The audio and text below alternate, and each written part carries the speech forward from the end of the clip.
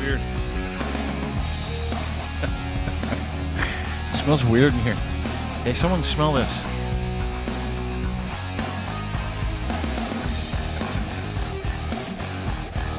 It smells weird.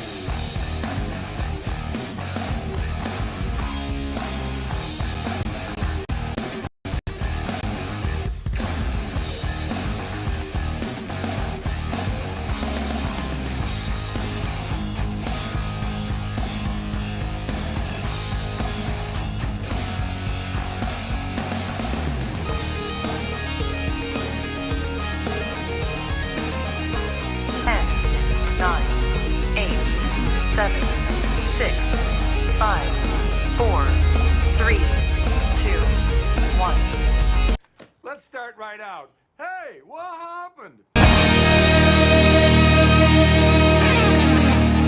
All right, welcome. Hi, everybody. Welcome. My name is Dean. Time for the program. We threw a little bit of a mixer into the equation this morning. It was like mixing it up. I like to mix it up with the mixing it. Anyway, welcome. Lots to get to. Thanks to our friends over at Easy Auto Financial for making this possible. EasyAutoFinancial.ca. Looking for a car, need financing, don't want to pay for it. EasyAutoFinancial.ca. Our friends at Ed's Finds Imports and his Gitch. He's got Gitch, promo code Gitch3 if you want some. Order online, edsfindimports.com. He'll send you a free pair. That's how he's nice. He's good like that. Nice Canadian guy with Canadian Gitch for Canadian men. He'll send them across the border if you're in the States, too. Doesn't matter. Go to edsfindimports.com.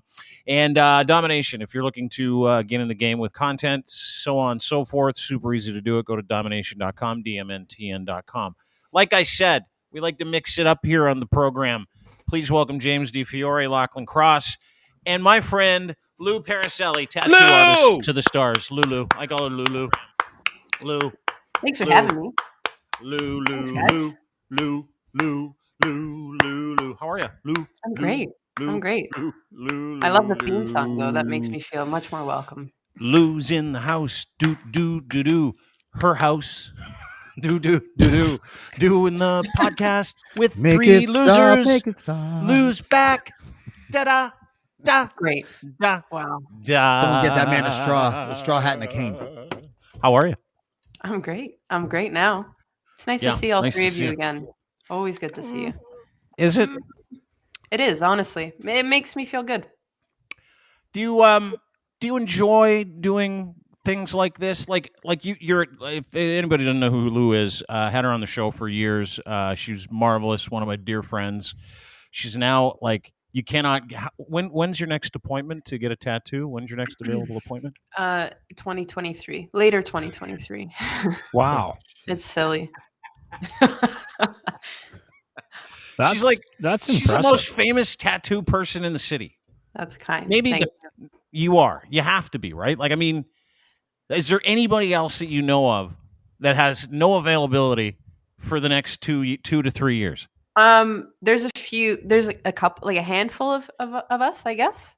But a lot of tattoo artists will kind of just slow things down and close their books and all that jazz. But whatever. The only other occupation I can think of that's like that is hairdressers. There's a lot of hairdressers that are booked like not forever. for 2 fucking years. Yeah, some of them are the same. I knew the girl that did really? I knew the girl that did all the Raptors and that she had a place on Queen West or whatever, and she was busy, like booked for like 3 years. Like, yeah, it was crazy. Yeah, it was nuts. There's a guy in Edmonton that Fearless Fred goes to, Dean.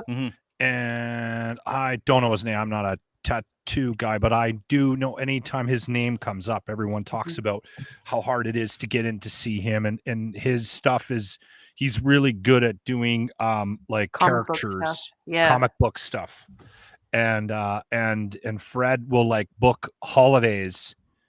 I have a feeling that Fred can get in when he wants to, but he books holidays around his tattoo work, right? A lot of people do that, don't they? Yeah, That's normal. That's it's like a normal thing. I just recently started having my regular American clients coming back up because of COVID, right? And they'll book an entire weekend, bring their partners, shopping, go to dinner, do this, and then head back. Just for getting tattooed, which makes you feel like $1 million. But people do it.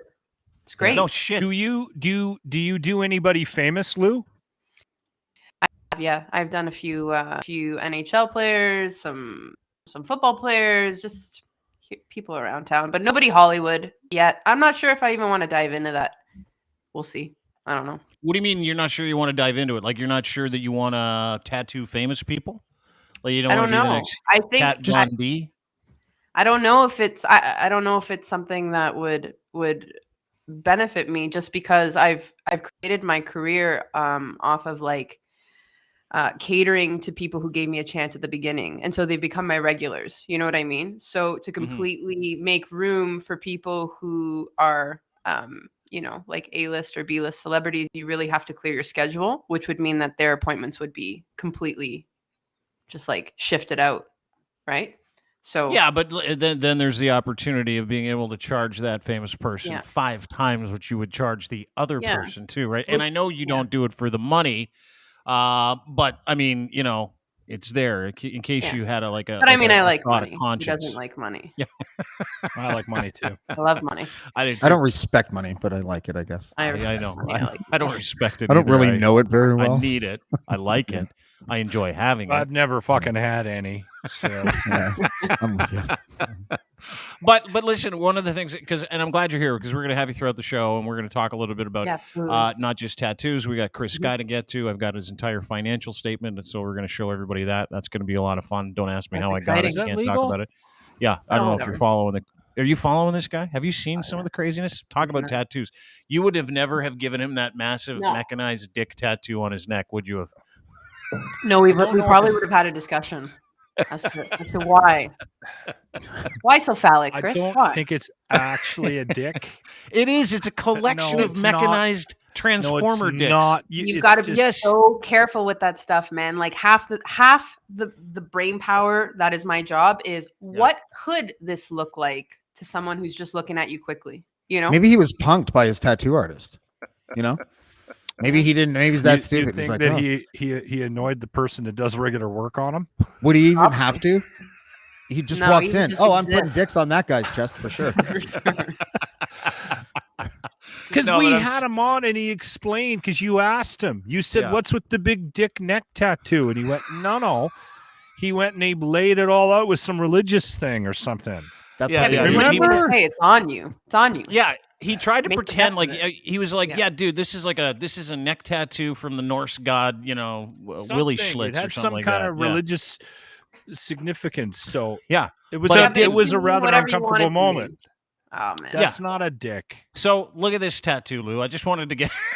We're going to talk about this guy in a bit, but like when a guy like that comes in there and he's clearly just an enormous, egregious douche hole, will you have a different conversation with him than, let's say, a guy that comes in who's not a douche hole who also wants the same tattoo? Will you intentionally tattoo this on someone if they want it, even though it looks fucking ridiculous? No. There's a lot of like letting people down easy and just being like, you don't want that. You don't, and if you do, then I just can't. I cannot. Like Lou doesn't look like somebody that has to have that conversation very often, though. And you have your regulars, so they're not coming in asking for something that you know is just gonna it's not something they're gonna appreciate in 5 or 10 years. Yeah. That would be a fucking huge part of your gig, right? Like someone comes in with a mitt full of dough, and they're like, I would like a massive tattoo of some balls here. Mm-hmm. Or something that looks like balls. Yeah, exactly. Something that has like Nordic symbolism, but it's not. Yeah. Before we get started, sir, did you finish your meth yet? Because that's the only thing I can think of that would spur on a thought like that. I can't think of anything I value enough to put on my body, and as far as artwork goes. I mean, my kids, I've thought about the kid thing, but I don't know, seems like a lot of work. It is. It is a lot of work. I tell my kids, what if you don't love your kids in like 20 years? You know? Well, you'll love your kids. That's like the safest tattoo to get is one with your kid's birthday on it. That's like the only tattoo. It's like the tattoos that you see people get when they come in and they're like, it says like Michelle here, and they're like, fuck, it's over. So they change it. It'll never be over with elephant. Kids, so. Yeah. No, but what's the impetus for? Let's say you have 10 people coming in the week. what's the impetus for people getting tattoos? Because I read this fucking incredible story how this 82-year-old grandmother just yesterday goes in. She's shopping with her daughter. Her daughter and granddaughter both have tattoos, and grandma's like, I want one now too. And she goes in and gets tatted up. But then you go through some of your stuff, and it's fucking incredible. Like just the work that you've done to help people kind of cover up some of the pain that they've caused themselves. If you go to Lou Paracelli on IG, which is where you can find her, you can clearly see that this young lady or young person, I don't know that it's a young lady, she has chosen to have you cover up, you know, a bunch of scars that she clearly gave herself at a time in her life when she was going through some stuff. But like, what the majority of tattoos, like, how do you classify who's getting a tattoo for what, and what are your favorite ones to do? Because the joy that you must bring people, also the pain and the angst that you must cause younger people when you first started who came in to get a tattoo are like, just give me like a mouse eating cheese the size of my nipple right here on top of my pec. Like, but like, take me through the motivation. What are people saying to you when they come in, and what are your favorite ones to do? I think the best part of the job is, I guess, reminding people that they're doing something that scares them, right? But they're going to leave transformed physically and emotionally. So when we sit down and talk about it, obviously there is like a year or two before I see them again, which gives them ample time to think about stuff. But the most rewarding thing of this job is like just helping people get through whatever it is they're getting through. And usually it's like moments of like grief and loss and change and transformation, you know, where they're coming in as one person and then they'll leave completely different. And to be like a part of that or to assist that is the best. Like there's nothing more rewarding ever. This is definitely like, I feel why I'm here and like I'm doing what I'm supposed to be doing.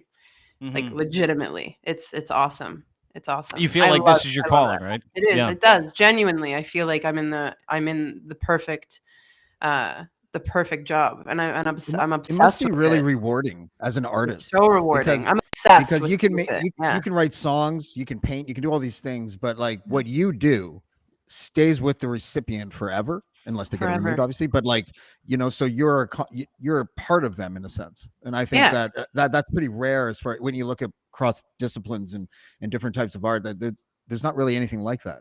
No, and because I've evolved in my career a little bit, some people have complete free reign to just take the body and I'm like, okay, but what do you want to do? And they're like, whatever you want. Like you have from here to here, just give me your art. So I pretty much treat it like I bought a canvas from the store and it's like, just do what I want. And that amount of pressure is crazy just because I feel like I'm literally putting like a diary entry on their skin. And then they get to walk around with it forever, which is nuts. Yeah. Like it's like a walking billboard of like myself on them, right? Which is crazy. It's nuts. Is that the balls in your business where someone comes in and they're like, hey, listen, you're so good at this. I don't even give a shit what you do to my back or my torso. Just go for it. Like, I love your art. I love what you're doing. Yeah, that would be the top of the top, right? Is that it? One girl didn't even want to see the design. She didn't even want to see the concept. She's like, you have from here to the top of my butt and just do as you please. And but that's I didn't pressure even have too. that Holy much crap. confidence. I'm like, what does that even mean? I want to see it. She's like, I don't want to see it. She gave me like 3 words and she's like, do as you please. And that was like, I didn't sleep the night before. Like that was like, but it's an internal battle too of like, you know, like some kind of imposter syndrome where I'm like, oh, am I who I want to be? Like, am I what you think I am? You know what I mean? It's artist stuff. Yeah. Oh man. But it's freedom too in a way, right? Because you could like, what if you're trying to relinquish your own pain and you just treat their canvas as a place to like get rid of it all? And, you know, but and that's like, that's exactly what it is. It's like their pain and a little bit of mine, and like we have a baby, you know? Yeah. You put it all over their back. Yeah, right, all over it. Yeah. Lou, do you ever see tattoos and go, oh, come on, man? What were you, Pete Davidson? What were you thinking? As politely as I can. I really do like try and give people the benefit of the doubt because it may mean a bunch to them, but it looks weak. You know what I mean? And then you have stuff that looks really great that means absolutely nothing, you know? So have you seen The Island Boys? Oh wow, they are a special duo. Yeah, and then you have all those young kids just getting collections of pieces for the sake of just aesthetics, which is fine as well. Yeah, like my kid's buddy has a giant Mercedes logo on his chest, and I'm like, that's awesome, man. Do you like Mercedes? And do you like those cars? He's like, no, I just like the logo. And I'm like, oh, cool. You should go see Lou in about 5 years when you completely regret doing that with 12 hours of your time and $2,000 worth of summer job money. Like, you must get a ton of those cats coming in. Summer job money. Yeah. Yeah. At least the Mercedes hood ornaments I used to steal when I was a kid, I could get rid of, right? Yeah, exactly. Exactly. Cadillac, too, is huge with tattooing. I don't know why. Everybody loves Cadillac. Yeah, it's weird, isn't it? I had a conversation with a guy about, because he's got some tattoos as a friend of mine. And I said, you got any regrets? And he goes, yeah, but not mine. He goes, I was in, where was he? He was in Taiwan. He goes, I spent a summer in Taiwan and I ran out of money. So this local tattoo artist paid me $25 or $35 or something like that for every client I brought in. And he goes, I used to wait till the bars closed, and then I'd go down to the beach and I'd get like the drunkest guys and I'd have a drink with them or a toke and talk them into getting a tattoo. That's terrible. That's mean. That's like He goes, those I regret. Yeah. Hey, Lou, I could do that for you too. I could totally do that for you too. I could head to the pub, bring guys in late for like an $80 tattoo. We can split 40, right? Only celebrities, but only if you can do it for celebrities to do that. But tattooing someone who's drunk, like Have you had to do that yet? Have you had to say, listen, you can't, you're too wasted? No, you'll take it. Here's a question I have for you, because I was thinking about this when I was looking at some of your art. Like, one of the things that you did that I thought was fucking fantastic. I don't know if we're going to get in shit for this. We may get suspended by, well, I probably should. Listen, I'm not going to put it up. There's a picture of a lady's breast who's had breast reconstruction surgery. I don't know. But like, I found that fascinating, right? And it wasn't like a turn on. It wasn't anything like that. You could clearly tell she had something going on. But what I thought when I looked at that tattoo, what I thought was like, what kind of stories do you hear from people when they come in? Like, how heavy is your day? Because it's like, you see shows like The Barbershop with LeBron James and how people sit and talk to their hairdresser and all the time. I don't think tattooing is that indifferent, right? Like, you get to a point where you're spending 12 hours with someone in a chair and they've got something incredibly personal that they want to put on themselves. You get to know these people. Like, that's the stuff that I find fascinating, which is like, you know, how heavy is it, and what kind of life do you live? Because it's not just the art, right? Like, you're not just putting shit on people's backs. You're interpreting it. You're listening to it. You're getting triggered by it. You know, some of these tattoos, like the one you covered up for this young lady with these daisies, which is beautiful. You know, these people tell you these stories, but like, how fucking is that one of the most difficult parts of being a tattoo artist, specifically someone like yourself that does the job that you do? I literally do my own therapy to deal with the job encounters I have, because I'm a sponge. I used to be more of a sponge where, you know, people would tell me why they're doing what they're doing. And I mean, we learn each other so intimately, so quickly, and so authentically too. So if you want me to create something legit for you, something that's true, then you need to open up to me about why you're doing what you're doing. But also, I need to get to know you quickly. And there are moments that like I have to literally like push back off on my stool and like take a minute, and they cry. And like I try not to, but like, I'm a human being, and what they're telling me is heartbreaking. I find that so many people have such heartbreaking stories, and their grief is heavy. It sits with me, right? And can you give me an example of that? I would love an example of that, like, because it's like, you know, I think I want to get to like what the tattooing is, and it's not just the tattooing; it's the experience of actually helping someone change their life, get over pain, go through trauma. But to be able to interpret that and do a good job, you got to be able to soak it in too. Can you give me an example of that? I would probably think that the biggest thing would be like unforeseen loss, like a loss that is tragic. You know, something that happens quickly, where the person wasn't prepared. And I mean, even when you lose someone because of sickness, and like, even when it happens, it's still jarring. You know what I mean? But watching people's eyes when they talk to me about losing a child or losing a spouse, because I mean that's the rest of your life that was pretty much like solid. You're like, oh, I was supposed to be with this person, but now I'm by myself with children, right? That's how I feel like I can help. Like what other gift can you get? You know, when someone passes and you're like, oh, I'll send flowers. It's like, okay, well, I can give them something different that no one else can, you know? It's a very niche type of thing, and it makes me feel like just special. Like this is what I'm supposed to be doing, right? But grief, managing grief with these people is the heaviest. The absolute heaviest. Is that specific enough? Yeah. Well, it would be. Yeah, for sure it is. I mean, it's like you got to be part therapist, and I know you well enough to know that would be something like you are an empathetic person, you're a feeling person, you're an emotional person. Which thank God, because those people, if I'm you, the people that come in and go, I know your art, love your art, here's my whole back, do whatever you want. I would do the worst shit to that person's back you could possibly fucking imagine. Oh, 100%. Yeah, I would put a picture.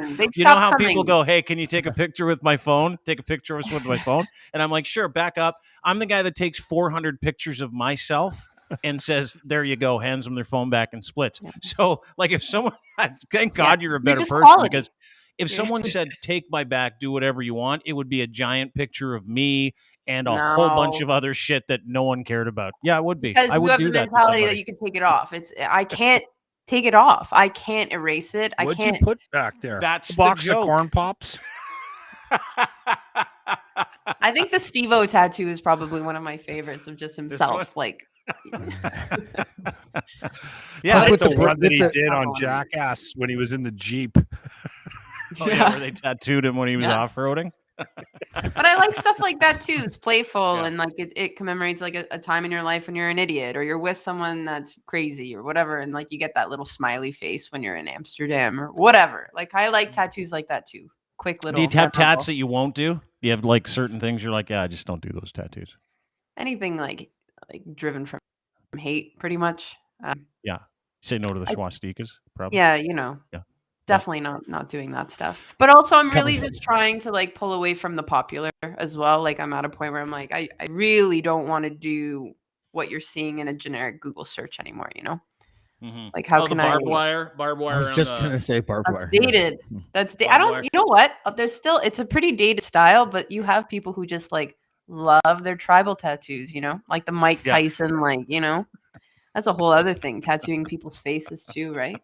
Have you had to tattoo someone's? Have you done some faces? I have. I've done a couple of fighters, like MMA. Like they always like something right over here, and their faces are all mashed up anyway. It's funny how we have a guy on the show, Justin Bruckman, who's an MMA fighter, and it's funny how like he sort of described powerful moments for remove because he now removes tattoos.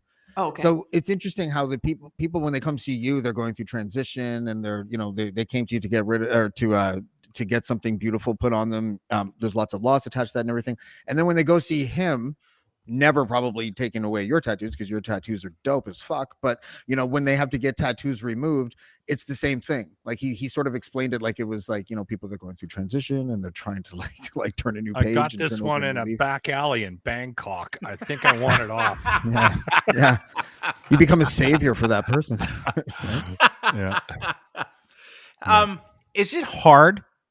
Like, because you're right. Like I was sitting here thinking to myself, the back is the canvas, but you don't want to fuck it up because you can't like grab another canvas, right? No. Like it have you fucked up before where you've got yeah. I think I could say that the entire process of tattooing is fucking up because it's not perfect. It's adjusting and moving to the fuck up. Do you know what I mean?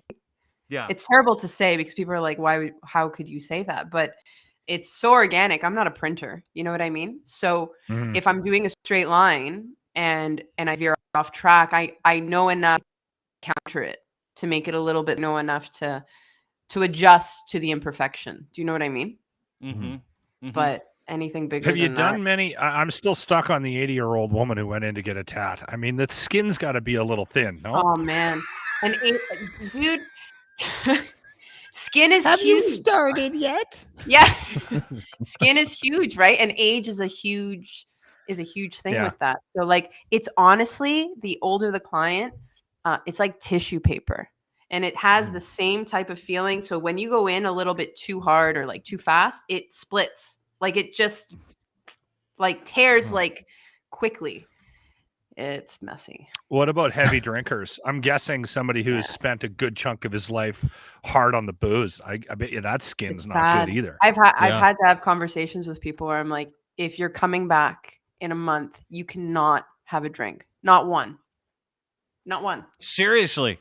Because it affects you the can't. skin that much? It's Really? so bad. They get so irritated and so red. And essentially alcohol's just poison in your body, right? So take that back. and the skin is like a direct reflection of the person's health, right? Oh, yeah. Yeah, So if you're unhealthy, like healing is extremely difficult and you'll lose a lot of the time, which means the next time I see you, we're just going to have to go over it. And that's pricey. So don't. Yeah, you don't want to do that. No, don't do that. So the best skin is probably the young skin. This is from your Instagram page. This looks like a 3-year-old who's been all tatted up.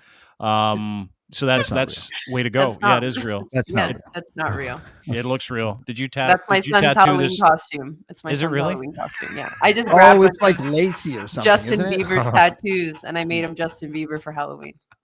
Oh, sorry. I thought that's why he's crying. No wonder 'cause you he's tattooed crying. a baby. Yeah, well, Justin Bieber's a little bit of a baby. Have you heard about the Tim Hortons Justin Bieber donuts? Have I? No. Bieber No, balls, baby. Yeah. Bieber balls. I think they're He's called got his own Tim Timber? Beebs. No, He's I got bet his you. own And you can imagine that the creative session that they had when they were trying to Oh, figure out what to man. name them, and how Bieber's people were like going, no, you can't call it Bieber bits because then everyone will just say it's like Bieber balls. You can't do it. So they went with the Tim Beebs, which is just doesn't flow off the tongue. We're That's calling what them they're called? Bieber balls on the air, and they're I'm actually like I want them. They listen. I mean, it's not something that's going to be easy to admit to friends and family that I had some Bieber balls in my mouth, but the flavors that they've chosen are actually quite appealing. Are they? They kind of just seem like everything else. Like, why didn't you do something like nuts, like fruit punch nuts, or like peanut butter fruit punch? I see what you're saying. There was know one what I that's mean? like waffle flavored, like Nutella. oh Nutella no, you Timbits. guys Be amazing. really the Oh, Nutella. I'm just looking at the Tim Biebs collection right here. It's literally called a Tim Biebs collection. They've got like a chocolate fudge thing or something. they got a chocolate fudge. They got nuts on the outside of the chocolate one. They got like a cupcake good. one. They got all kinds. Yeah, I would do that. I would have the Tim Yeah, but Biebs. it looks look like everything good. else they have. Yes, Go it does. big. Go Yeah. big. Do something you haven't done. I Yeah, hate and Tim it's- Hortons. Can I just say and it? I don't go to exactly. I don't go to Yeah. Tim Hortons either. I Neither was do I. pissed because they bought Do you Firehouse guys, subs. like, They're going to ruin hate- that too. Everything I love, or No. you Yeah. just do it on No, purpose? but like out Yeah, west, I do. here's what I you hate don't everything you love, understand. Lachlan. Yeah, he does. I don't. Here's what you don't understand is out west, you guys are like legitimately 5 years behind the rest of Canada all the time. So in like 3 to Yeah. 5 years, you're going to get to the place where us people are Ontarians, where you're like, Mhm. oh, Tim Hortons isn't good, and Your and then palates you'll are go, something to be discussed. Seriously, like we need to talk about your Honestly, palates. you guys Like, sound like Eastern douchebag scum. hipsters. We are right now. We Yeah. totally are. That's Dude, we know what we Dude, are. we're on a Lachlan. Do you podcast know with what the you most are? Orgies famous all the time, tattoo artist and in Tim- all of But Canada. wait a minute. If you honestly ask yourselves, like, is Tim Hortons coffee good? No, It's not No, convenient. it's not That's good. all it Yes. is. It tastes like mud. I know this. Mhm. But Mhm. if I have Have you it, had the dark roast? it's garbage. wait, hold on. All Finish your thought. If you bad. don't have it, All what? bad. And you feel like shit after you eat it and drink it. And Yeah. But we go back. We go back every day because it's habit, and we're creatures of habit, and we suck. Well, here's the thing too. They made it so easy for you to get Tim Hortons. Like they put them legitimately near where I live. There's one in a gas station right across the street from the gas station. There's an entire Tim fucking Hortons, and right next to that, there's a Wendy's with a Tim Hortons in it. So it's like so fucking easy to go get a coffee at Tim Hortons. Everybody's like, I'll just absolutely murderate my taste buds by just walking 2 steps over to the next kiosk because that's where I'm supposed to be. And we're like these stupid creatures of habit. But the problem is in Alberta, that's all you guys have. Like Starbucks probably sells 3 coffees in Western Canada a year outside of Vancouver. Actually, Probably Starbucks 3. is pretty busy here. Yeah, like if you go to no, it's a little it's good too coffee. over $7 baked coffee for me. dude. Charbucks. Well, Lou, I don't get the macchiato, no fat, fat. Well, you're no I fun. don't. Yeah, I know. I get like a coffee, a dark roast coffee with some sweetener and a little bit of cream in it. That's what I do. But I don't go for coffee? Is that it? What's that? How do What'd you you say? take your coffee? I take my coffee with a little bit of soy milk and some sweetener. Sweetener. Weak. I like a little bit of cream in mine, and then we're good to go. I do. It's soy cream. It's soy cream. It's not like, but I cannot. If someone said, "Hey, I'm going to go to Tim Hortons and get a bunch of coffees. Do you want a free coffee?" I would say no, but I'll give you $10 to go to Starbucks a block further, and I'll buy everybody else's coffee. That's how much I can't stand Tim Hortons coffee. Hipster douchebag. So they don't sponsor this podcast, I assume. But it's like if you No. like wine, if No, you like and that's wine, the other thing. if you like Lou, wine, he you're not keeps shitting all over potential sponsors. Yeah, That's the problem I have. Like, not only am I okay with the Timmy's coffee every once in a while, but occasionally I'll hit Arby's, and then I get Arby's shame from these assholes, and I'm Dude, like, you're gonna die any Arby's is minute. disgusting. Seriously, Arby's is Lou, Arby's. Lou, honestly, Your thoughts? answer Lou. me this: Have you been to an Arby's? When have you ever been to Arby's? Me? Yeah. Yes. Once. Okay. And? See, exactly. I can. It's You too- can't. I just judge don't if you like- haven't been. not twice, Go tomorrow. Lachlan. I'm not a fan of like a lot of meat in my sandwich. So like a Reuben sandwich, like I'm just not the ratio of bread to meat The Reuben. has to be the same. Exactly. And there's so much meat in there, it overpowers the Much. bread. And then they put the cheese on it, and you're like, And then I it's don't know gross. what I'm and doing. I wet feel, and gross. yeah. I would It's make a lukewarm reference. cold You cuts, mean liquid guys. heaven. It's not even like quality anything. It's Nothing. it's so gross. It's quality anything. I would bathe in that cheese. It's the most disgusting thing I've ever eaten. Is that cheese? Oh, Dean, It so is, good. dude. It is terrible. And like you're outnumbered every time. This is the thing. Is like in Western Canada, you guys don't have flavor, you don't have taste, you don't have a discerning palate. You don't care, and that's kind of one of the charms about Western Canadians. Is like But we hope you tune in and enjoy our programming. Yeah, we love all of you. Speaking of Western Canadians, have you guys been following this Chris Sky business over the weekend? He is, and I'm trying to not talk about this guy because it's just like I fucking gave up on it like 3 you weeks can't. ago, You and then have he to. pulled me back in because he's. Did you guys talk about him on the air this morning? Because he had a fucking weekend. I stole James's idea for Jimmy. What's that? Good Which idea. was to go to the before the rally, before they do the protest in West Edmonton Mall, Mm-hmm. and before they do the unmasked walk through the mall, he'll have like a big pump me up speech outside, right? They always do. Yeah. Mm-hmm. And I said, you need to go down there. This is all James's idea. Completely ripped it off. And I you gave it need to to you. I told say, you. listen, I want to have a conversation with you guys about what happened to me when I got the vaccine. I work in a building where it was mandatory to be vaccinated. Yeah. My doctor told me, he said, I shouldn't get it, but I had to because the paycheck is more. And now look at me. Last week I was 6'2". Jimmy's a midget. No, what did I say? I said, "Oh yeah, you know, I got the doctor told me not to He's get the legitimate, man. vaccine, but I had to get it through work, and you know, I just my joints haven't been feeling right, and you know, I can't even drive anymore, and I can't even dunk a basketball like I used to be able to, you know, and I was Look at 6'2" me. last week. Last week Look I at was me. Look at 6'2". And then I look used to be over- able to get cups out of the cupboard. Now I can't because I got the vaccine. and then look over at Chris Sky and go, look, it's happening to you too. Yes, 'Cause oh he's my short. God. Joe Rogan too. Because You he's little. have to do it. Yeah, Yeah. he's tiny, but he's in Alberta and he's losing his fucking mind. So we are lucky enough to have a little bit of a pipeline right from people that fucking hate this guy. Like he is universally hated because he's a grifter. He's a fucking I'm liar. glad been- he's in Edmonton now. Oh, me too. I wish I've he been was here Trying still to because think about how I can get him on the show without him like losing. his It'll never happen. Shit. No, it'll never I doubt happen. it. It We've won't. made And you'll too give much him fun of him. shit, too. Yeah. He's stupid enough to go on your show. What are you talking about? He'll go. Well, listen, I got something. You got to watch this. So I get inundated with like Dropbox files this weekend, and it's like I have a bunch of information. I won't tell you who. 2 people. I got a bunch of information about Chris Sky. Went on tour with them. And here's a video that this person sent it to us. Here's a video of Chris physically and verbally abusing some of the other degenerates he took on that bus ride across Canada. Oh, this is so fucking. And these are his supporters. Like, these are people that work with him. Yeah, for free. For free. Yeah. He's managed to get them in there as t-shirt salespeople, and he asks these people to do it for free.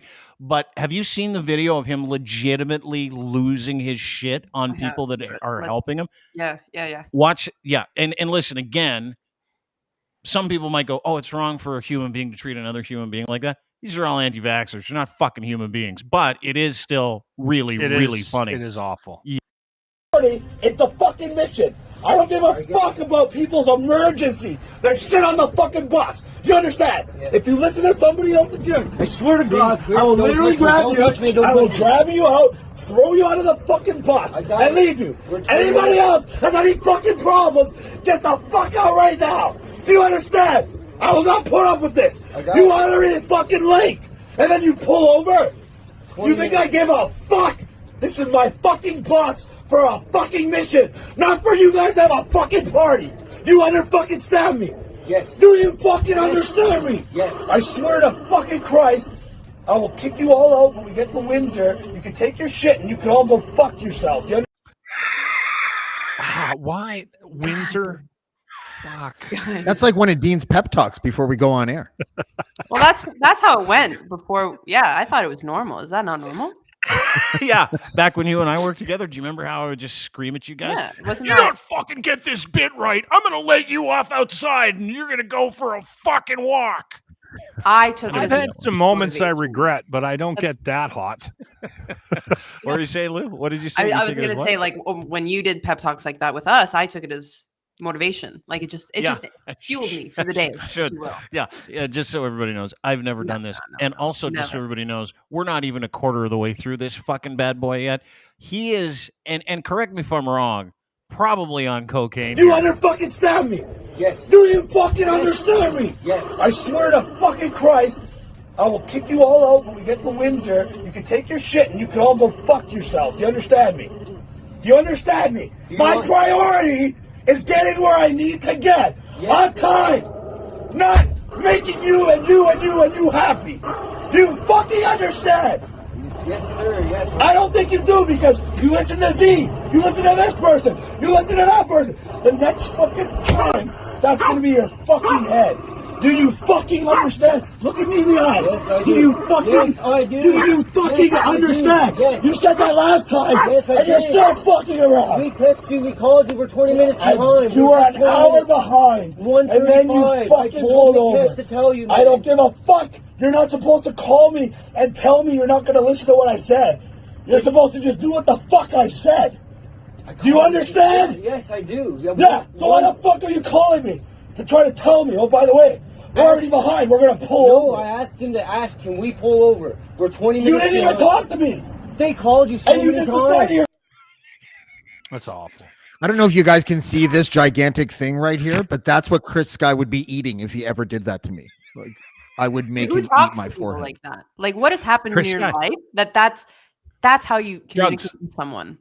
You know what? A lack of drugs.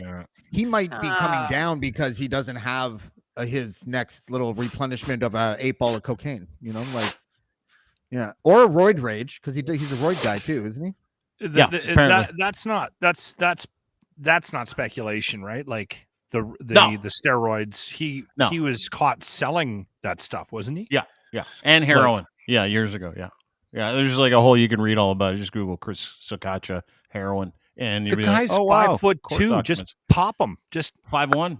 It's a little bit of Napoleon syndrome right there, right?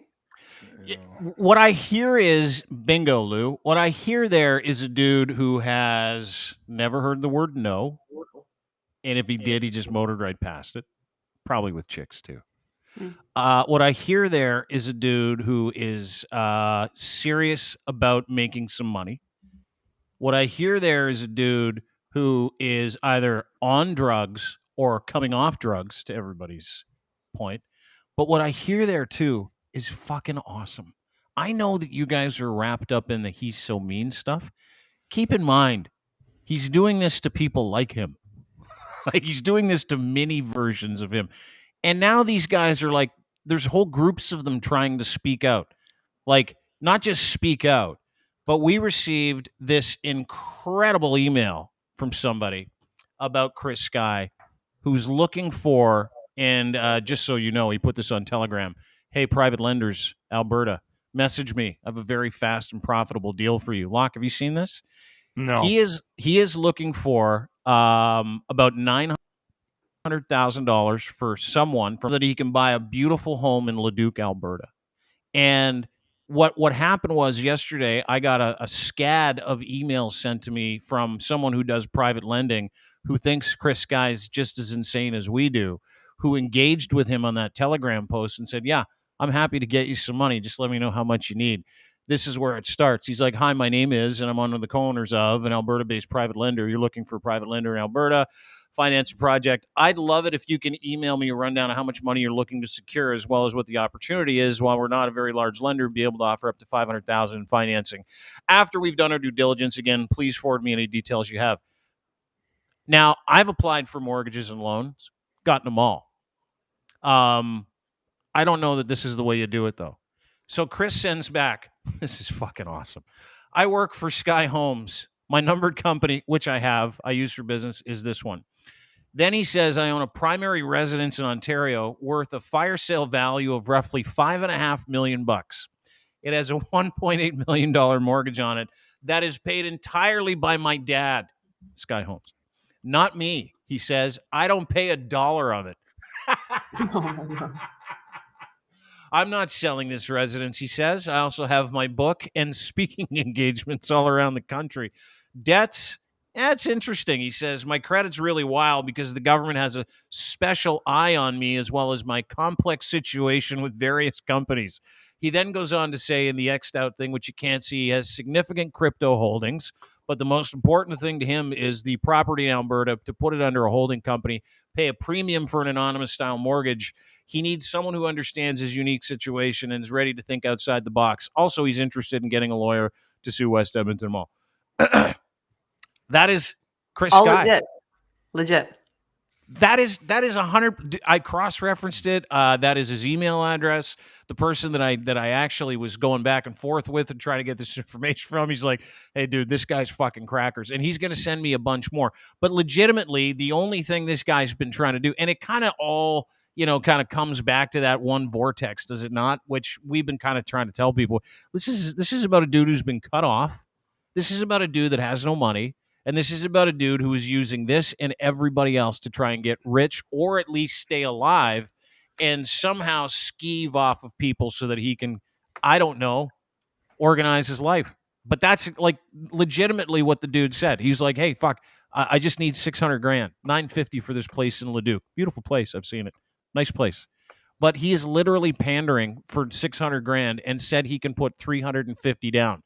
Now, the $350, that's from the London Police Services rally that he did like a couple of weeks ago, if you remember that, because he said he was going to make $350 to $400. He did. So he's got the $350, wants to buy a place in Leduc. Oh, yeah. He sure did. He sure did. How fucked is that? It's fucked. That is crazy. Right? That's your fault, Locke. And you told everyone to fucking go send him money. And they did. It's on you. Well, again, I have said this countless times. If you feel like you want to support this guy financially and you're at that point in your life, I encourage it. Give him as much money as you can. Because he's going to blow it, right? And I just think the world will be less dangerous if dumb people have less money.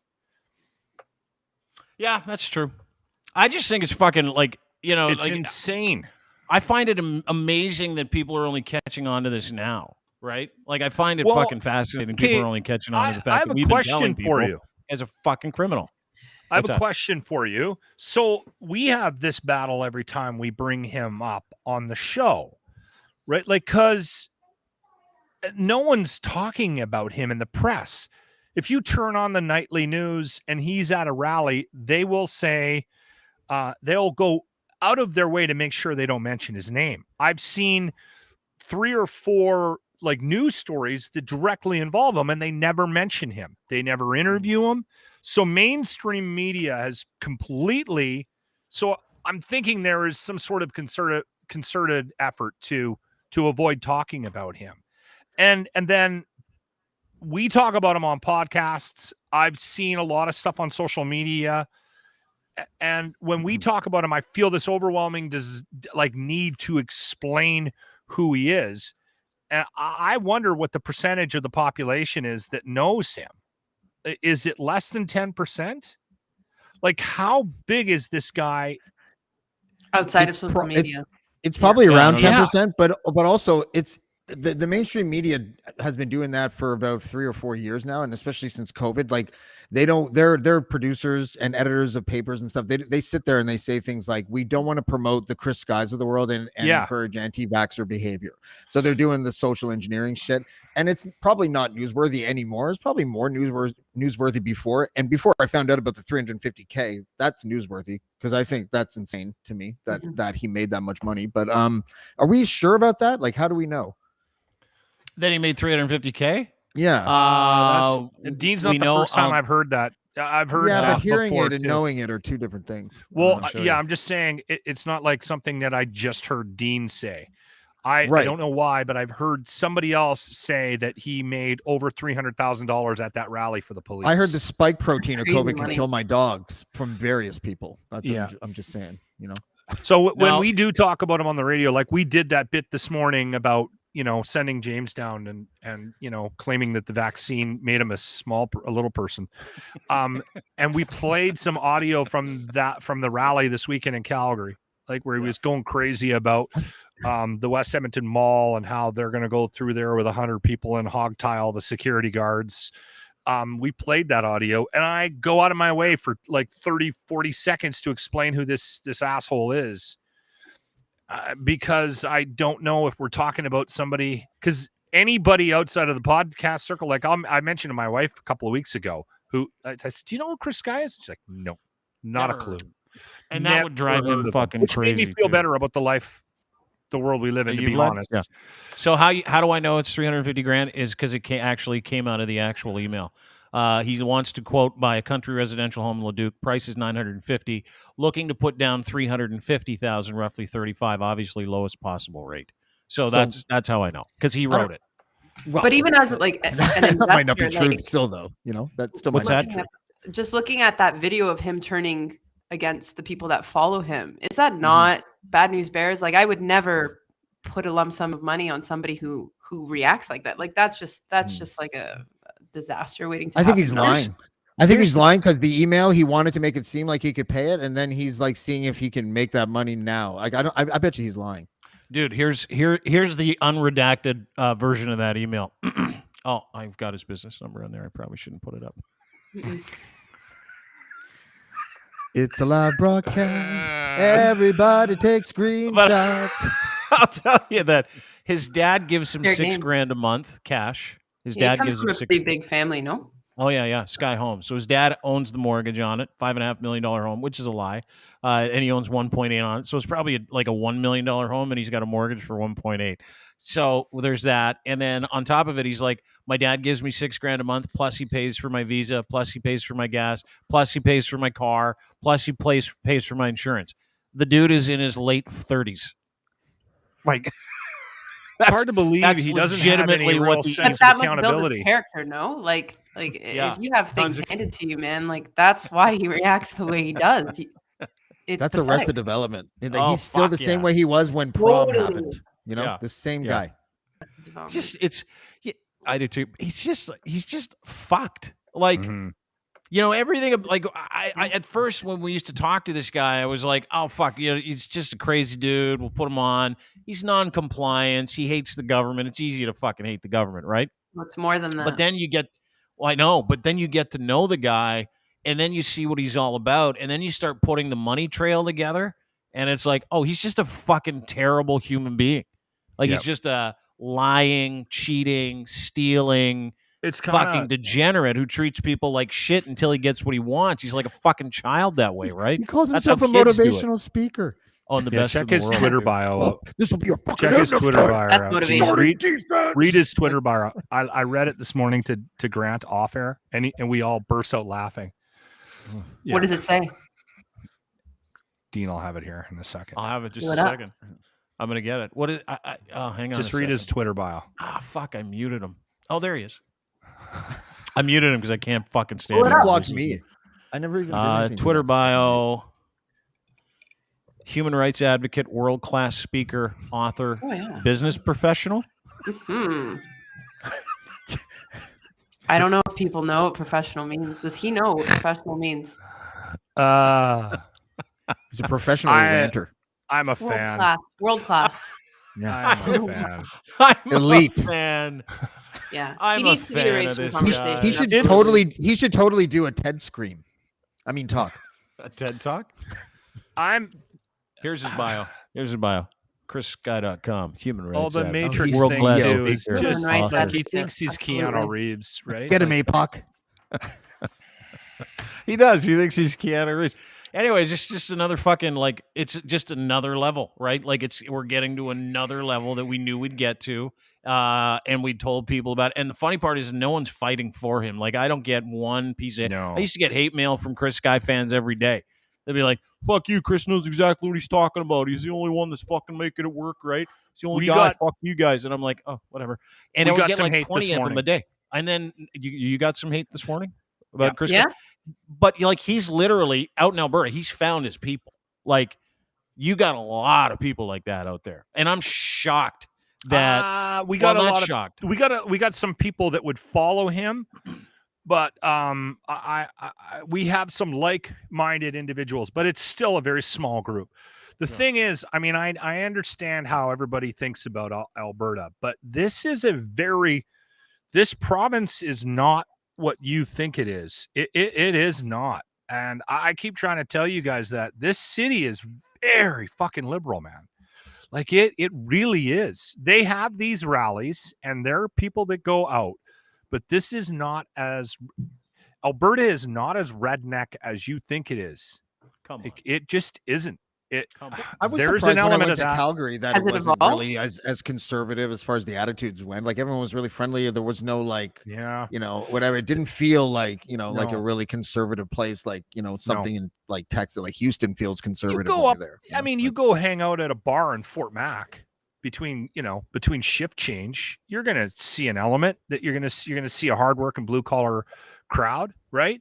And I like overwhelmingly there's a liberal presence in the governments here. I mean, we got Kenny in because everyone was we're on the cycle. We're on the other side of the cycle. You guys just did it. Yeah. You vote out the guy you hate and put somebody in there and go, there, now we'll show you. And then 2 months later you go, what the fuck have we done? Right? Like that's exactly what we're doing here in Alberta right now is we're looking going, oh man, how bad was Nutley that bad? Maybe we shouldn't have put Kenny in. And then I give pep talks to Nutley all the time on the show. I'm going, Rachel, just sit at home. It's Notley, it's Rachel not Notley. Yeah. Notley. Just sit not at home. Notley. Old Rach, don't say a Rach. word. He's doing all the work for you. And I've never voted NDP in my life. And I know for a fact we're going to have an NDP government in Alberta in 2 years when we go back to the polls.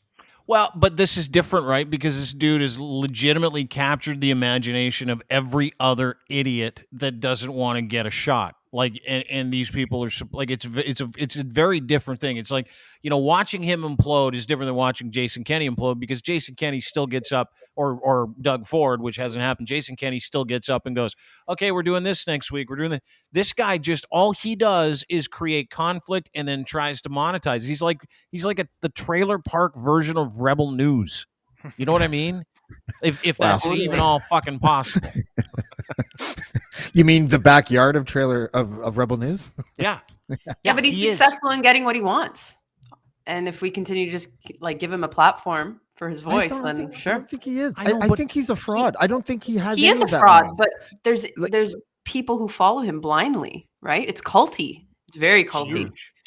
It's I concerning. think you're right, Lachlan. I think he's crumbling, though. I think his popularity is going down. Dude, those people are sending you inside information filming him. That must be inner circle people or something, right? Well, or the trick-or-treaters that he gets and feeds meth and tells them to go do their thing. I'm always worried when something like that doesn't crumble, right? Like if it builds momentum. Yeah. And fortunately, because there was a couple of months back where I was really, really, really concerned, and I was, and I was overthinking my part in it, and I wasn't talking about certain things on the like it was really impacting my life, that there was this many people that would follow that asshole or others like it around, or that we had that many selfish individuals in the world that we live in, and there was this amount of crazy. Like it just seemed like it was just fucking constant. He's so temperamental, and there's so much drugs tied into it. For a moment there, I thought he was a music promoter. Yeah, I thought he was like a washed up radio guy myself. I was like, what the fuck is going on there? Fascinating though, because yes, where am I getting this information? To your point, Locke, from his friends, and one of them sent this the other day. This is a guy who worked with him and has the skinny on the kind of drugs that Chris might or might not be doing, and so I'm going to play it.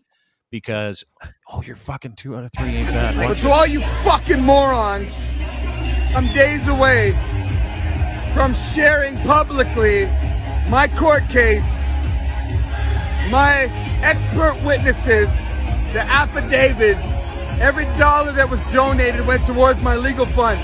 If you believe otherwise, if you believe some fucking idiot, 5'5", cocaine addicted, juice monkey, small man syndrome little bitch, then there's no discussing anything with you. There's people that have literally robbed you to buy their book, follow their motorcade, sign their book. Okay? You guys are blindly following people that have literally robbed you. And you want to come at me? I fucking love it. He's a horrible rapper, by the way. Oh, is he? I have no idea who the guy is. Is he a bad rapper? Yeah. Yeah, he's right. Very bad. But he's a fucking 100% right. And he was there for it. Like, I laughed when I first saw it because someone sent it to me, and I'm like, I'm going to have to cross-reference this stuff. So I sent it around to people. Yeah, the guy's real and stuff. And so we had to check. I'm like, how does he know that Chris does coke? And he's like, he's got receipts. And I'm like, okay. So, like, it's like, it's all coming out. Cocaine. Yeah, like those dealers aren't very bright. No. Here's your receipt. I do enjoy. Hang on, before you take off with that 8-ball, I got to give you your receipt. What's your full name and address, please, for that 8-ball Coke? Okay, great. Here you go. There was some cocky weed grower in BC like 10 years ago or something that actually sent the taxes that he owed the government from selling weed. Yeah, you can look it up. There's some article about it. Yeah. What a gem. It was what like were you gonna say, I was just going to say, is it just me, or are you triggered a bit by Ty's video in the setting? A little bit.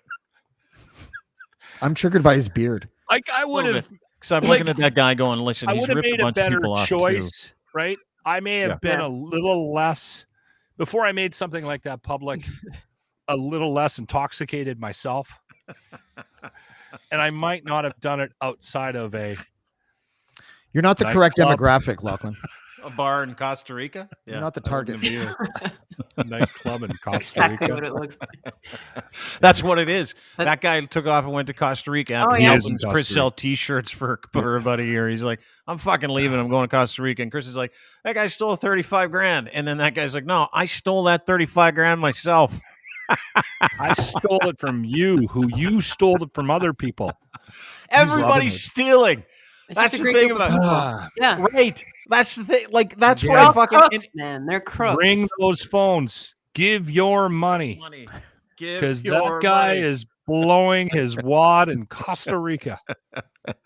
Fucking hard to watch, though. Like, it is hard to watch. And part of it is for the yellow Dodge Ram truck you want to buy. He's gonna die, guys. He's gonna die. Like he's gonna die of an OD, of a heart attack, or it's something coming. like Don't that. you feel it? Yeah, Don't you like feel it, like like kind of? I feel a little like I even want to say this, but I feel a little bit sad for him. He's fucked up. well, you're a human being, and it makes sense to feel have sad for someone empathy. because you're watching him completely fall apart in public. Yeah, you've And seen it. We've seen it over and over again with Yeah. celebrities and shit. He'll He's die. got a Rob Ford kind of vibe to him right now. You know what I Yeah. mean? Like, he Yeah. doesn't Like, understand totally how out of delusional he control. is. Yeah, totally out of Yeah. control. I hope before he goes, and God help dying. us if he What's that? does. Do you want some Chris Sky is probably going to die music? I think you Yes. do. This I is feel just, like you do. This is something I've said out loud, and I'll repeat it again. If he does experience any acts of violence, somebody in his private circle, please roll tape so we can see it. Like I really want to see Faces him of get Death tasered 2021 in front of Booster Juice by the West Edmonton Mall security. He'll die doing push-ups. I hope he shits his fucking Sit-ups, sweatpants. yeah. I would enjoy that. I'd pay money because when people get tasered, they piss and shit themselves, right? Well, So- and not only that, if you know the West Edmonton Mall, if you're actually if you're on one of the slides, the water slides in the water park, you can actually see Booster Juice. So I want some overweight kid who's at the water park. Mom dropped him off. You'd have to be overweight. Just send Jimmy. Fat kids love the water park, and he's watching He just goes so fast. out at the water park. window. Yeah. And he goes, look, what's that guy? What's happening? And he sees a commotion, and then he sees Chris Sky getting tasered Pissing just himself. before he heads down Hurricane Alley. If Jimmy tasered him, I bet you he wouldn't even get charged, even if Chris Guy did die. It's just self-defense, you know? He will too. He is going to get his. Because did you see how at West Edmonton Mall police, like West Edmonton Mall, like we watched this guy go across the country, James Locke, and act like this, and everybody's like, can't beat him up, not allowed to do it on TV. Someone's gonna do it. Not He the gets to Mall. West Edmonton Mall, and those Someone's guys are gonna like, do it. the one dude is like, "You're in our house now, kid. This is West Edmonton fucking Mall." They don't care, man. They will fuck We have a you roller up. coaster. What up? They did. Four you guys. see That that? one time. What's that, Lulu? It takes that one time, like that one assassination, where it's like, well, someone had the balls to pull the trigger because Yeah. they didn't like them throughout history. Yeah, It takes and that that's- one person. Lou, you're I'm not you're willing not. it. Like, I don't want people like. We're not condoning it. We're just No, saying but I'm it saying happens. This is the There's gonna be a formula. It's the Yeah. formula. It's Yeah. brewing. There's going to be a point where Yeah. something like he's going to push too far, and he's going to push the wrong guy. I don't think And it anyone's was going to kill him. close I on the think he'll weekend. end up killing himself. I think he'll do it to himself. I think he'll OD. He'll die in his sleep or something. He'll have a heart attack, whatever. One of those things. One of those massive spaz Why are you attacks on taking someone away our else's fun, RV. James? I'm not taking the fun out of it. I'm just trying to tell you. I'm I think with the odds James. are the odds I are don't that think he's he'll gonna OD. get- You know. Yeah, I don't think he's going to get killed by somebody. I think he's going to get his ass kicked. Like someone's just going to come along and go, "Fuck this guy," and just stroke him right in the forehead, and everybody's going to go, "Yay!" But then what's going to happen is the depression of getting beat on camera will set in, right? Because he puts yeah. this big thing, and then he's going to go, "I need all the coke. I Done. need all the drugs. I got to You- fucking hide you from should myself hear- because I'm such a weak individual." Did you watch the video where he was talking at the rally about the plans for the protests in the malls on the Saturdays? No, what's Go the plan? back and watch. I don't want to. Can you just Cole's notes it for me? Because Okay, I've seen well, too much of he- this guy today. It's such bravado. Like he's going on about how they were scared of him and he didn't want to beat their ass, and like it's just such bullshit. The guy's 5'1", and he got his ass handed to him, but by not one, by 4 security guards. And then he went on to say how he was dragged in some basement and they held him illegally. And then when he finally bitched enough to get his phone called, he dialed 911 and the cops came and rescued him. All of it bullshit. Yeah, it's all. I mean, they don't operate that way.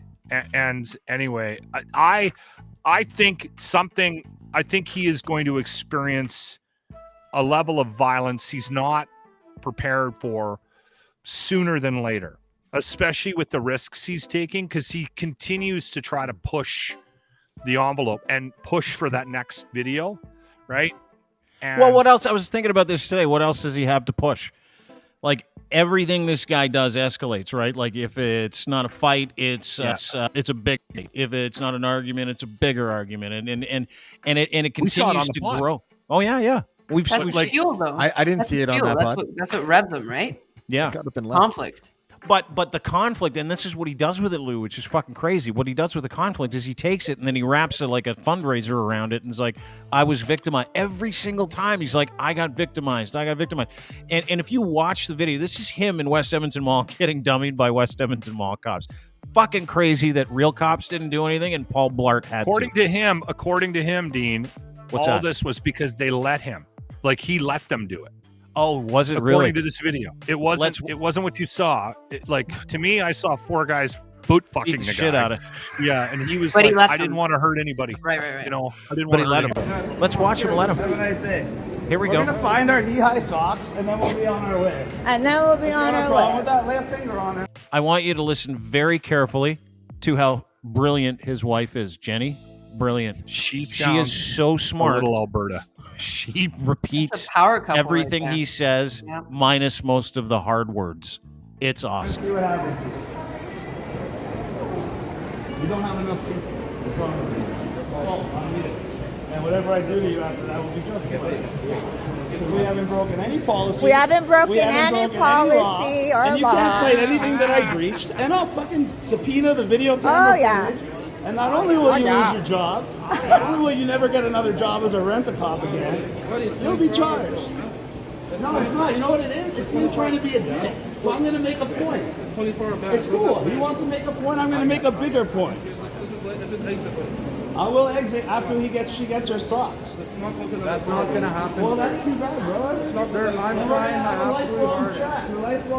We showed our exemption, so you can't ban us for showing exemption. Okay. Well, what happened to you using for when I touched you? Well, hey! Hey! Let's go. Let's go with my wife. Don't touch me! He's assaulting him! He's assaulting a woman! He's assaulting a woman! She's so horrible. Put your hands behind your back. I can't breathe. You know what? Yeah, I don't think that guy. this was the right move by those guys, by the way. I don't think that they should have done that. I think that if you watch the full video, it's like people online were saying that they had told him he was trespassing before he showed the exemption. And I don't know, because like, why would they even want to see the exemption? Because the footage where you show him showing it to him, like they're like, oh, okay. And then they decided, like, immediately right after that, actually, let's just fuck him up. And well, it's like, did you listen to him like they taunting were having a them? conversation on the well, way yeah, there. he said that. There it is. Grab Bam. Fuck you guys. I'm late. Like, whatever. You like, take his the way feet. he goes about everything. It's just I'll take his neck. terrible.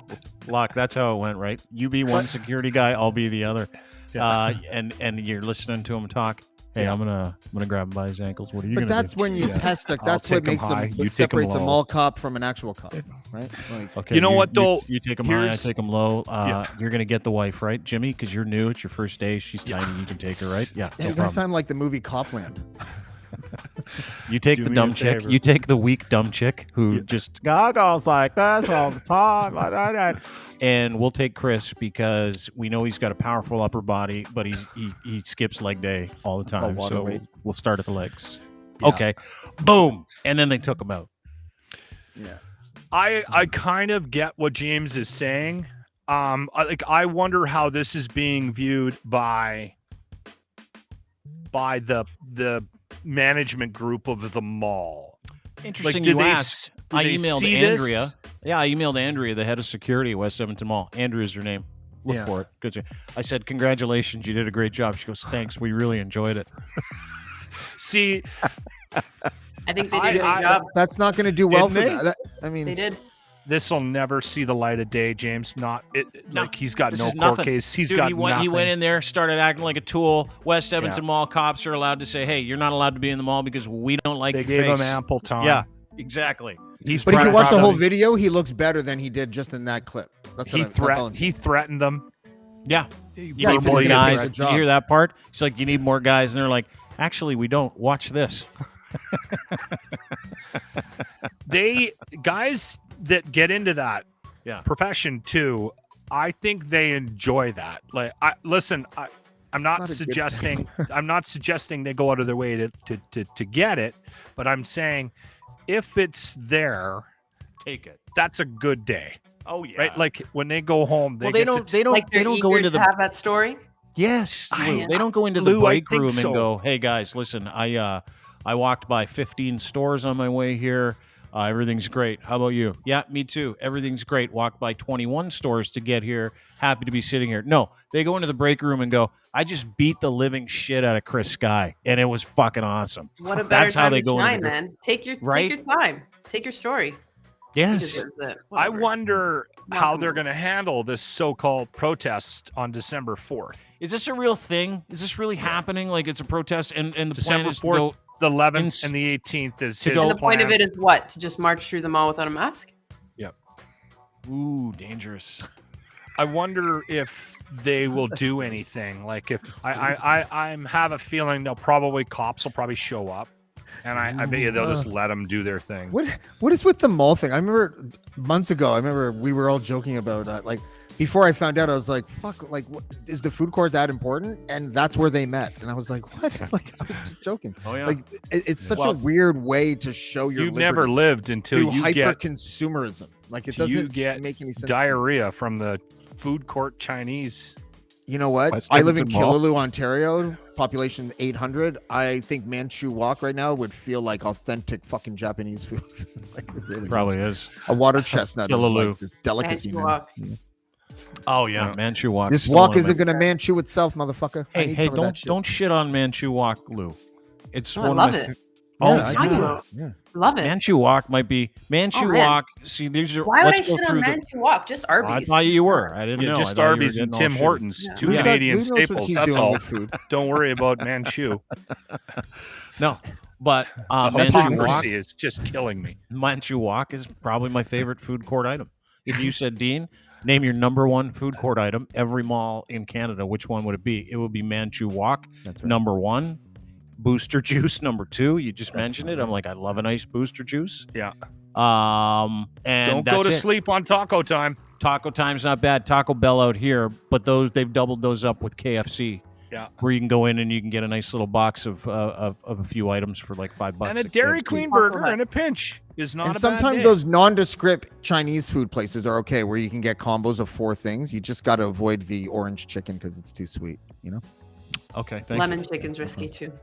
Lemon chicken is risky. I think anything that sits in a silver pan with for 12 hours heating it underneath is probably What probably some risk involved. What are you talking about? That's like gourmet if you go to Arby's. That's true. Yeah. Hey, just stick that roast beef underneath Sal's Now arm he for has fucking 3 standards, hours, and then we'll have a sandwich. Now he's got standards. Oh yeah. Lachlan is a conundrum. He's an irony wrapped in an enigma. It's like, I don't know how you guys can eat that as he's pounding a Arby's beef and cheddar for the 4th day in a row prior to going on the program. Had a bad food weekend. I just went like stupid. I was trying to live vicariously through you guys in your Fatter Day, and you wildly disappointing Fatter Day. And then whoa, Fatter Day, you just eat whatever? Yeah, whatever you want? That's Fatter Day. Yeah, so Let him yesterday on Saturday, my friend Ryan, who we work with, came over with a bunch of food. We were going to do something called Fatter Day because I used to be significantly fatter. Dude used to be like 600 pounds. He's like 250 now. He looks great.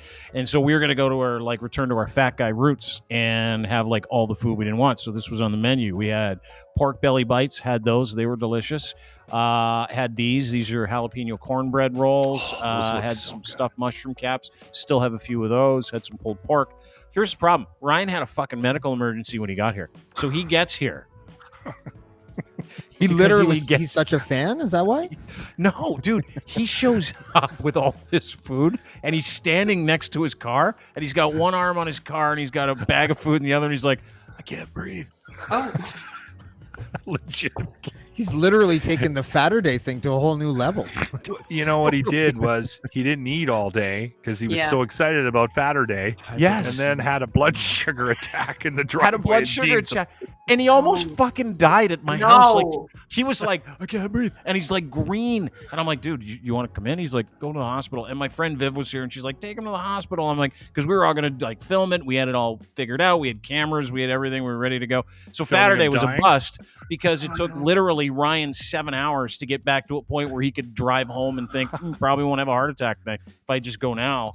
Like that was it. Can I ask you a question? If I was there and I decided, Dean, if he dies and I don't get that on camera, aren't you going to be a little disappointed? Like, would it be bad if I filmed him while he was sick? Nah, I thought about it. Yeah. I would have asked. I got my camera out and I was like, eat while he was at the I hospital. would have just carried my phone like this and be like, I'm not filming, man. I'm just walking around. Yeah, we Come on, no. We're only in it for the. Yep. So I would have been. Yeah. I would have been in the kitchen feasting. Hey, keep us posted on his progress. Yeah. I thought he just ate fries in the car. Like maybe that's what No, he got here and he literally almost died. He had to sit downstairs I got a chair out for him by the bottom of the stairs where you come in, and I'm like, stay. He was there for an hour yelling upstairs instructions about the food. I'm like, dude, I'll just wait for you. He's like, no, the pork belly goes in. And he goes, the pork belly goes in right now, and then you go, and I'm like, okay, dude, are you gonna be all right? Because we can just wait. We don't have to do this today. You can just take this home. I can take you to the hospital. He's like, no. So he finally made his way up. I gave him a couple of oranges, got a little bit of water, and something else, a cookie, and he couldn't get up. He couldn't get up for like 7 hours. So all the food he brought, which was pre-made, I ended up making all the food, and he ate none of it. None of it. More for you. Maybe he didn't eat any of it. He was so afraid he wouldn't eat or drink when he was here because he literally thought he was going to drop dead. Maybe that was Saturday. I didn't realize it was that bad. Saturday. Maybe I shouldn't be making fun of Saturday, his appearance of Saturday. Well, we can now that he's survived. Of course we can. Oh, he's good now. Yeah. Okay. All right. Yeah, he's good. Anyway. It's different in hindsight, right? Yeah. So, that's it for us. No, wait, Nutella. I don't understand. Why don't you guys like Nutella? You haven't even tried Nutella, Lachlan, have you? I had children. What's your problem with it, though? What's your fucking problem? I don't understand why anybody over the age of 9 still eats it. Like, because it's the best thing that's ever been created. That's right. With a spoon, you don't even need a vessel to put it in your mouth. You just put it in your mouth. You know what? The reason why I think it's for kids is because we used to buy these little Nutella like packages that you'd put in the kids' lunch, and you peel the top off, and there'd be like these little sticks, and then you dip it in the Nutella. Yeah. Oh yeah, and that's Nutella to go. Yeah, when you're in a rush. That's right. I don't understand exactly why an adult would consider that a snack. Yeah, I don't either. Like, there's nothing good about it. Are there no kids' meals at Arby's? I don't know. I get the same thing every time I go to Arby's. The 52-year-old man. Sell a kids' meal one, and that's probably just the small version of what you eat, kiddo. Are you saying that they have Nutellas at Arby's? I don't think they do. that Arby's has kid food. No, he's doesn't matter what he's trying to do. It didn't work. But my point is this. Not really. But if you have a small roast beef sandwich and that's what the kids eat at Arby's, you're just eating a larger version of what the kids eat at Arby's. I know, but it has no relation to the Nutella thing. No. Like you, the reason why you brought up Nutella is prior to the actual conversation that we had today, we started talking about how you really don't like it when Lachlan's on his phone, and we had to remind you that you've made a 4-course Nutella meal in the middle of a fucking podcast. Okay, I have a question about Nutella. And then, but then we started talking about Nutella, and Lou is a massive Nutella fan. I fucking can't stand it. It makes me sick. Just smelling it makes me sick for some reason. It's like it's the fucking hazelnut. I hate hazelnut. Who likes hazelnut? Hate hazelnut? When Lou makes Nutella, when Lou makes a Nutella sandwich, Lutella. You know what I'm saying? Yeah. Equally delicious. Now hold on. Is this? It's an Italian Italian that Chris Rock, by the way, spread, right? Or Kid Rock, Chris Rock. So Wrong Italian. asshole. So Lou, it's an Italian thing, right? Yeah, we were like brought up on it. We actually ate it in our cereal. How fucked is that? We put cornflakes and Nutella, like Nutella in our cornflakes with milk. My mom made it. Doesn't it harden? No. Oh. Don't even smash. Like, you have to try it. Don't even. I'm not. Okay, what, Nutella on your cornflakes, isn't it? But so you make a bowl of cereal, and then you just like put little like spoonfuls of Nutella, like little like Or you little like drizzle it? love boats of Nutella, and then when you take a spoonful of milk and cornflakes, you do. Guys, please. It's like your mashed potatoes. Just now, please just try it. Do Please. they have peanut butter in Italy? Like, is this the No. peanut butter supplement? Yeah. So A lot of European for me, countries like, do I will chocolate instead of peanut butter. I will Holland have does peanut butter and a little bit of jam on a piece of toast.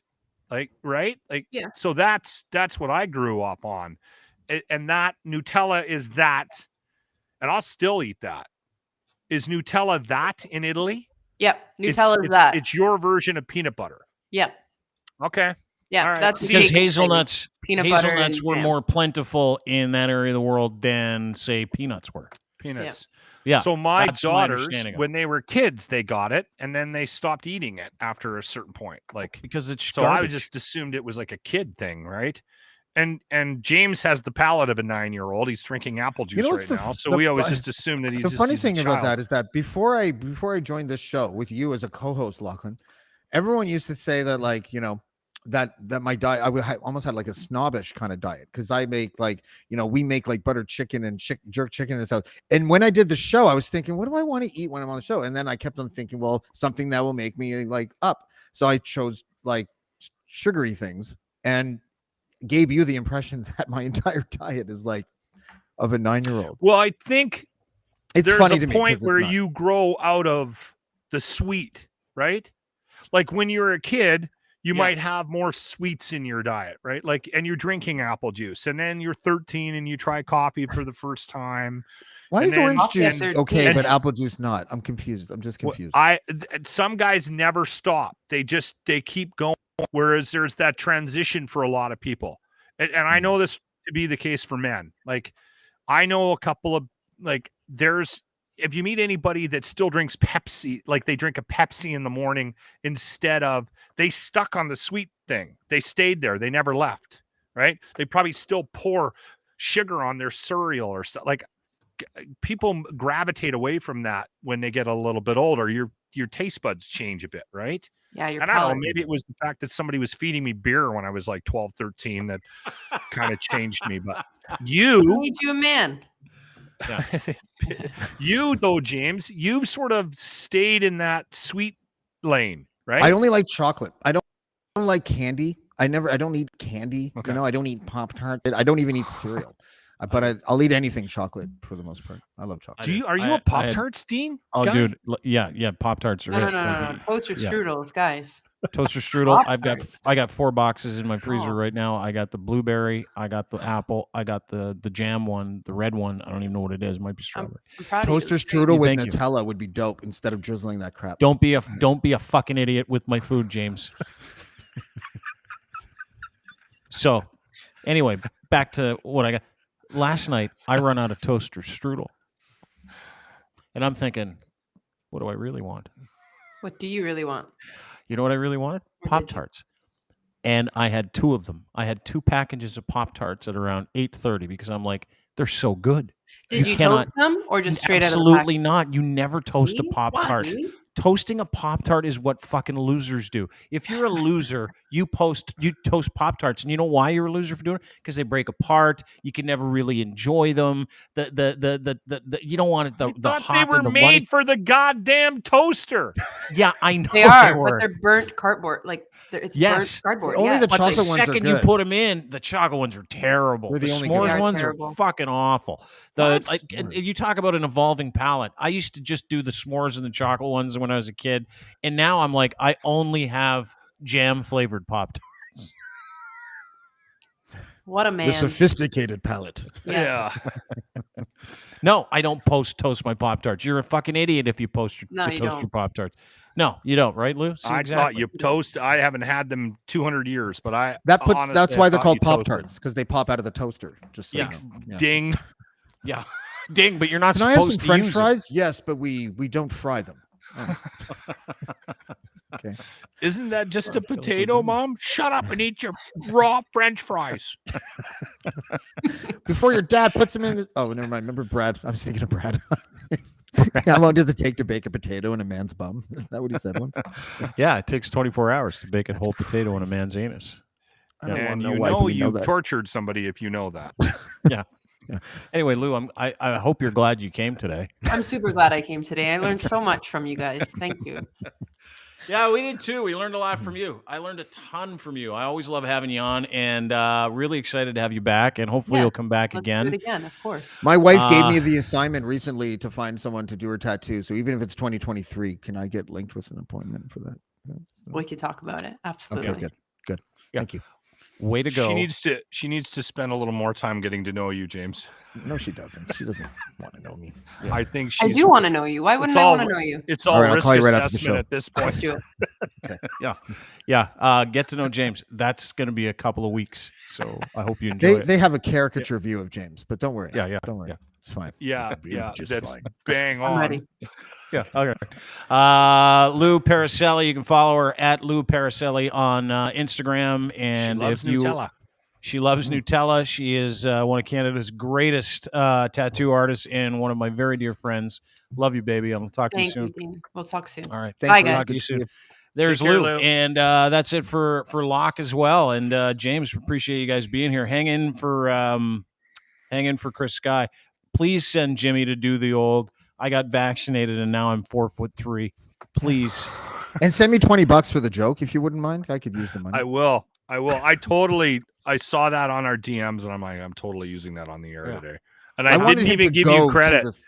I was thinking there was a moment there I was like, I need to give the person that did this credit. And then I was like, no, I'm going to make people think I came up with this on my own. Well, that would have made for bad content for you. So I don't really expect you to do that. Like, it doesn't like when you explain where you got the joke, always kills it. Yeah. By the way, I got that joke from my friend James in a Twitter DM that we do for the Dean Blundell Show, which is a podcast that I host. Like, it's just do it in front of people. Dude, do it in front of a large group where you're having your own rally, and then after the joke, you go, "Okay, everybody, I just want everybody to know that James DeFiore gave me that joke in a DM, and I hope you really enjoyed it. Thank you."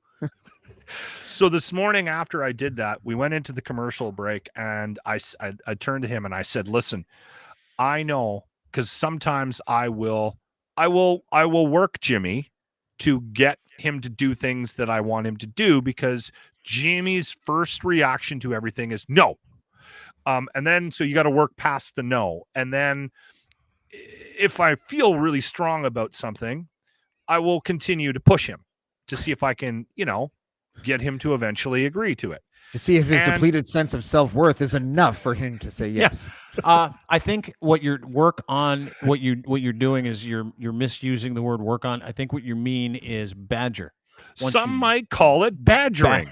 Badger him. Yeah, go ahead. But I also know that there are certain limits to Jimmy's what he is willing to do. I know that he is not going to get up in front of a bunch of people and do that. He's not.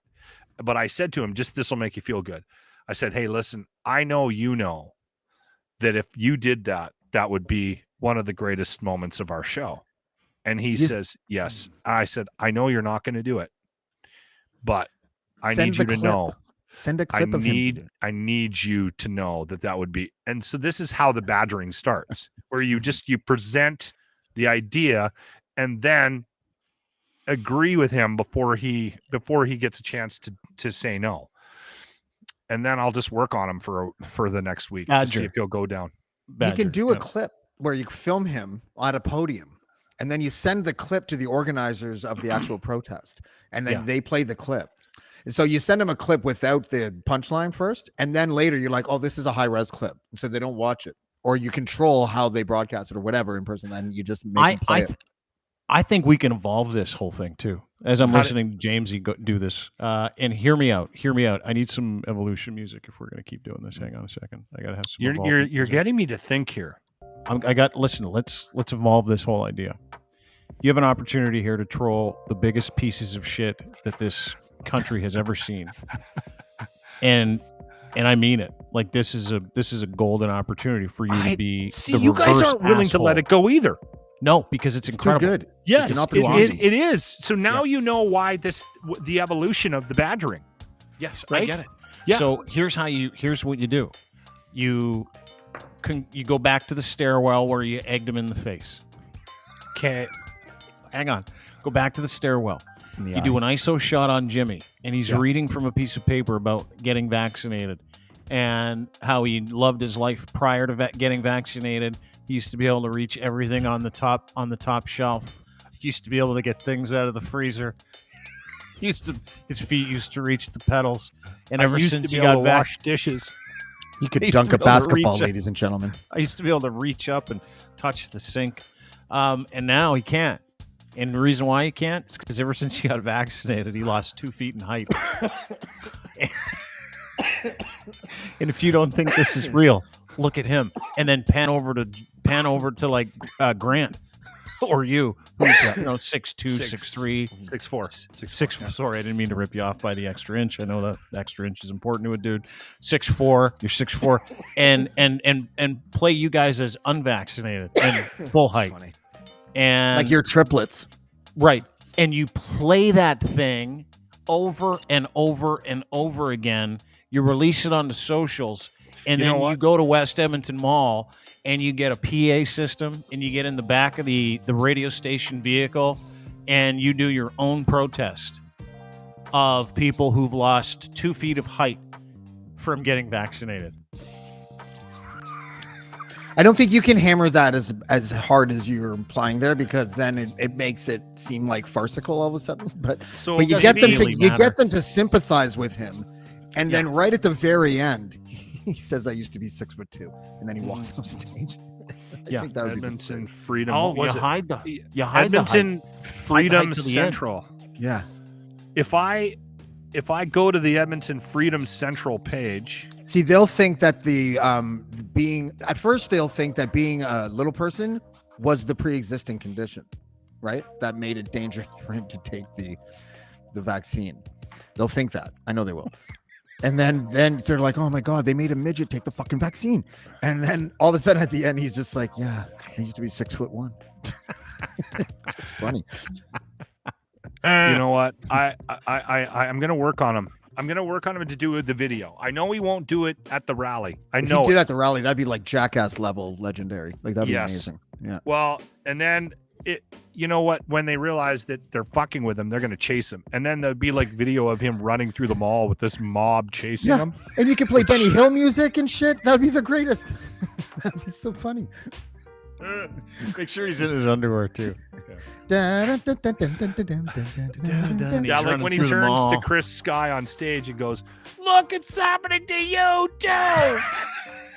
Then he starts running. Or you could just casually throw it in. Chris Sky knows what I'm talking about. He was also 6 foot. He can read it too. Like my I got made my me take thing. the vaccine. Now look at me. I used to be 6'2". So did Chris Sky, right, Chris? You used to be so much taller than you are. Now look at you. You used to be a big man. You're so small. You could get a handicap sticker too. I wonder if we would be able to post that video. If we make it look legit enough. Yeah, I bet you we could post it on the Edmonton Freedom Central webpage. Mm-hmm. You know how you do it? You point the camera. You point the camera at Jimmy, where you're sort of pointing up, where the only thing in the background is a static sky, and that's it. There's no buildings, there's no wires, and you add a crowd noise to it after he starts talking, like and then woo. You know what I mean? Crowd noises. Yeah. And then just pan to a normal sized person so that people can get. How do I sign up for this group? Can Grant pass as the before picture? So it's like Grant got the vaccine and turned into Jimmy kind of thing. Oh, that's a you know idea. Who? It's too bad we're not in Winnipeg, because we could get Burton Cummings, because he looks identical to Burton Cummings. Jimmy does. He does. Does he? Yes, he does. Oh my God. He does.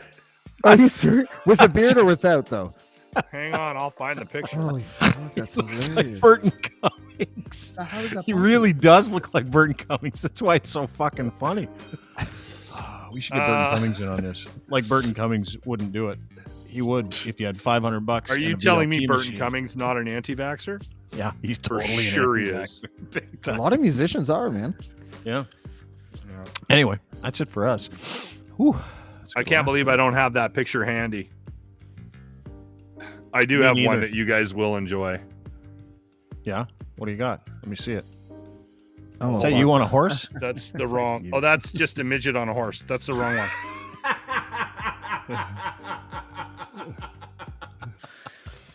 I meant to show you this one here. Yeah, let me see. Okay, hang on here. Sorry. I can't quit you. Oh my god, that's funny. It's our He looks Brokeback Mountain. exactly like Burton Cummings. It's not Burton Cummings. That's the Brokeback Mountain picture. I know, but we Jimmy did. looks like Burton Cummings. totally It's fucking does. unbelievable. Brokeback molehill.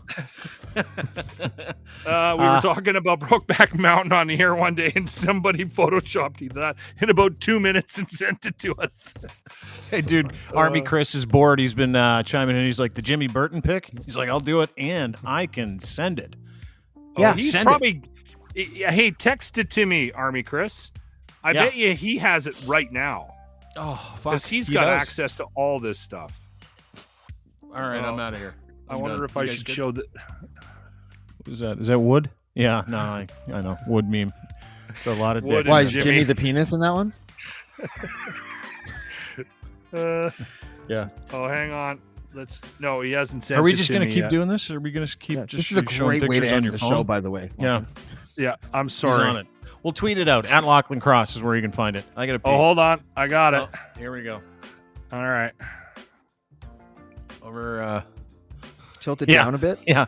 Yeah, he totally Oh my looks god, like he totally Burton. does. Holy shit. That is fucking crazy. Isn't that amazing? It's That mouse. amazing.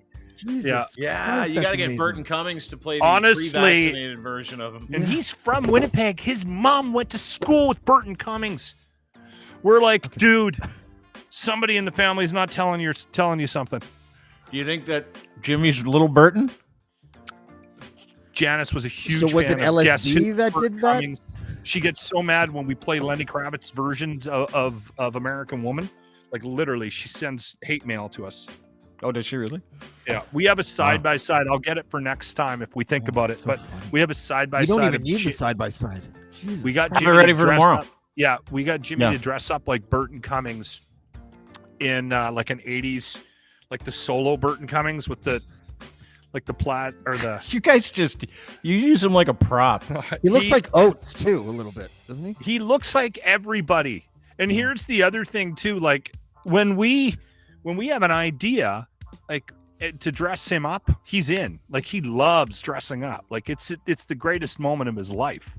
Right? He loves doing it. So it's not He just like doesn't we like feel doing we're- anything if it's him, right? If people know it's him doing it, he doesn't like doing it. He'd rather No, get dressed up. he Or does he just like he's stressing up? uncomfortable in public situations. Like All right. like if we would send him down to do like a streeter or something and he'd have to do an interview, he wouldn't want to do that, right? He's okay if he can control the surroundings. But yeah, he gets too nervous is what it is, right? Well, fuck, that note- it is amazing how much he looks like Burton Cummings, and I certainly hope December 4th, as we lead up to it, we've only got a few days to go, that we prime him and get him. I'll help you badger him, because that video would be all time to see someone troll all the anti-vaxxers by saying, I used to be 6'3", and he's actually a midget. That is the best. That is, I mean, He's just got to to see their summon up faces. some tears too. Yeah, There's he's got to be a moment of crying. Oh, my price now is only, you have to plug my Chomsky interview on the December 4th show. Is that okay? Tag me. Oh, yeah. I will we'll do it. totally We'll do do that. I will We'll do it. totally Alright, do awesome. that. And I look forward to that interview. Yeah, I do too. Thank you. Thanks, guys. Appreciate it. We'll let you split now. That is at James D. Fiore, Blackball the podcast. Blackballmedia.ca is where you can find him. At James D. Fiore on Twitter. That is Lachlan Cross, host of the morning show on 95.7 Cruise FM. It's called The Locker Room, not just a clever name named after him. It's when you know you made it. It's when someone's like, hey, what's the name of your show? It's my name. This guy Well, right here. Made it is a very strong word. I have bald in the name of my show. No one else around to do it. Well, listen, if you're in Edmonton, check it out. It's a great fucking morning show. Really, really is. Thank you. That means a lot. It is a good show. All right. We'll, take care, boys. we'll talk to you soon. James D. Fiore, Lachlan Cross. That's it. Kind of a lazy one today. What do I mean by lazy one? I don't know. It's kind of easy peasy. Didn't have to push hard. Some interesting information. That's pretty much it. Have a great day. Thank you, friends, for watching. Thanks to our partners and friends at Easy Auto Financial, easyautofinancial.ca. That's where you can find some guys that want to help you get a vehicle. And there's no charge for it either. Zero charge. All your financing, totally free. They'll send you to find the car that you want from the dealer that has it. Turnkey. Go to easyautofinancial.ca and check them out today. Also, thanks to our friends at Ed's Fine Imports. His Gitch, we wear them, so can you. Luxury branded underwear that you got to wear. You got to wear to love. You got to love to wear. Canadian made. And Ed makes great Gitch. Pouch in the front, boxer brief, super comfortable. Order from Ed today. Go to edsfineimports.com. Pump in the promo code GITCH, then the number 3. They'll send you a free pair when you order from edsfineimports.com. And Domination, dmntn.com. Go to dmntn.com. Check them out today. All you have to do to use Domination is feed a file. If you do something like this, you put a file in, gives you like 72 different pieces of content you can put across all formats. Super easy to use. Very fun to use as well if you're into the production/gaming/podcast game. It'll help you immensely. So try them today. Go to dmntn.com. Have a great day, everybody. Thank you. And bye.